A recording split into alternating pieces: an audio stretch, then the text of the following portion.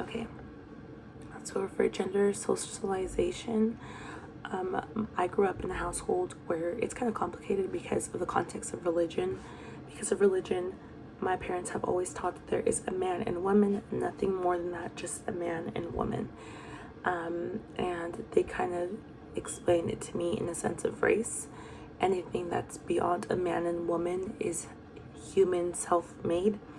So like race was created by us, and basically my parents said that anything that's beyond just a man and woman, female and male, was created by us basically, and that's not scientifically what was created.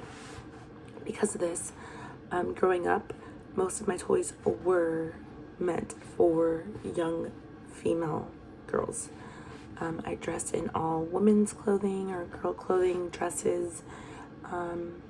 My books were not really specific. They actually encouraged me to read books that kind of push the women to be independent and take male roles, so that was really cool.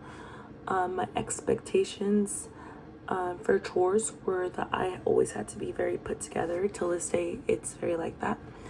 I have to cook, clean, have laundry folded. If you have kids, have the kids very clean, have yourself very put together.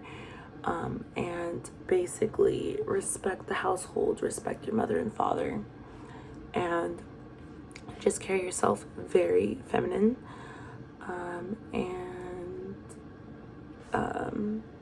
So I would like to say that I do have a 3-year-old, and I rent with my parents, and I personally am more lenient towards stuff because he's 3 and I don't see certain stuff to be for boy and girl. So sometimes he doesn't want to read books that are like girly or like play with toys that are girly. And my parents do not approve of it, but for me, I'm okay with it.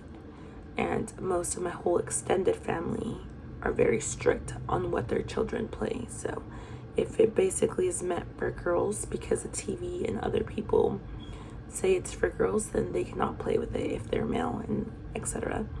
So that's but I'm raising my kid a different way. And then I'm going to focus on gender roles.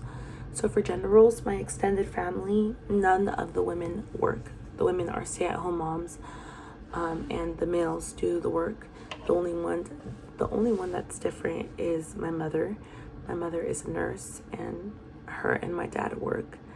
But besides that, all my extended family, the women are seen to be the stay-at-home moms, the caretakers of the children.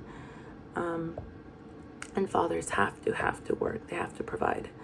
And then what factors influenced? It's just how they were raised in Mexico, what my grandma implemented. I guess it's just a cycle where it's implementation of your past generations and what they're teaching. It's a cycle. And then the balance, like I said, no one is really balanced. My mom's actually the example of women working, but no one has followed her footsteps. Besides me, I definitely love to work. And even with the relationships of my siblings and all that stuff, and the women usually don't work, which is unfortunate. You know, it's good for them, but I feel like everyone should have something that they're proud of and working on, whether it's a hobby or something. But none of the women that I know work as well. So I personally am being raised to work. My mom's raising me a specific way, so she's the one breaking the cycle.